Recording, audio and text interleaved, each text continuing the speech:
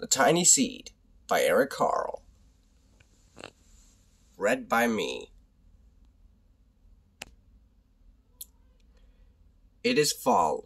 A strong wind is blowing.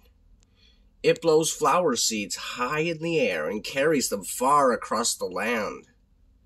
One of the seeds is tiny, smaller than any of the others. Will it be able to keep up with the others? And where are they all going? One of the seeds flies higher than the others. Up it goes. It flies too high, and the sun's hot rays burn it up. But the tiny seed sails on with the others.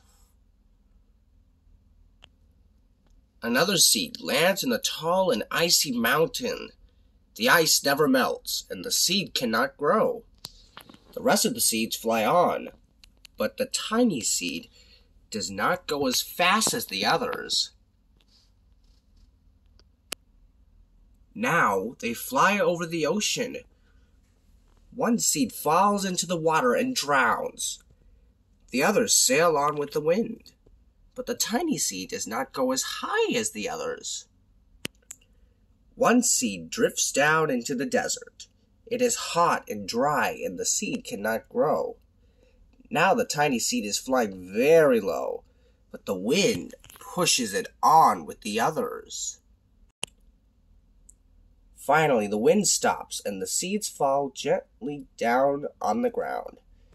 A bird comes by and eats one seed. The tiny seed is not eaten. It is so small that the bird does not see it. Now it is winter. After their long trip, the seeds settle down. They look just as if they are going to sleep in the earth. Snow falls and covers them like a soft white blanket. A hungry mouse that also lives in the ground eats a seed for his lunch. The tiny seed lies very still, and the mouse does not see it. Now it is spring. After a few months, the snow is melted. It is really spring.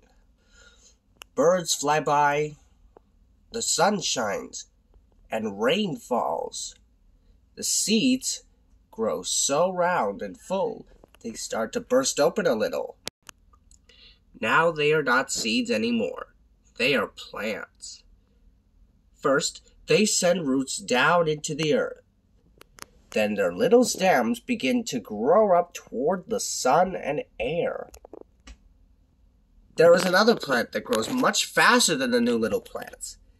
It is a big fat weed, and it takes all the sunlight and rain away from one of the small new plants, and that little plant dies.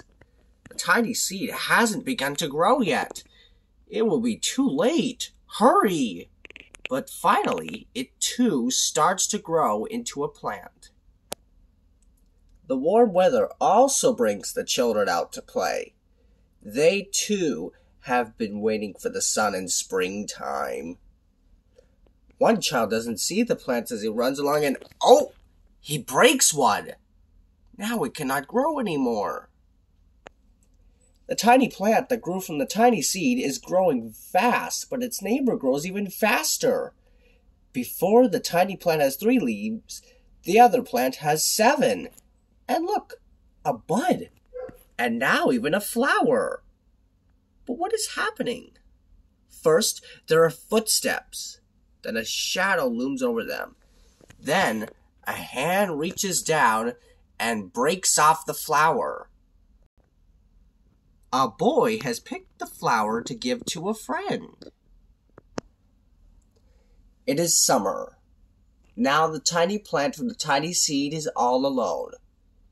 It grows on and on. It doesn't stop. The sun shines on it and the rain waters it. It has many leaves. It grows taller and taller. It is taller than the people. It is taller than the trees. And it's taller than the houses. And now a flower grows on it. People come from far and near to look at this flower. It is the tallest flower they have ever seen. It is a giant flower. All summer long, the birds, bees, and butterflies come visiting. They have never seen such a big and beautiful flower. Now it is fall again. The days grow shorter, the nights grow cooler, and the wind carries yellow and red leaves past the flower. Some petals drop from the giant flower, and they sail along with the bright leaves over the land and down to the ground.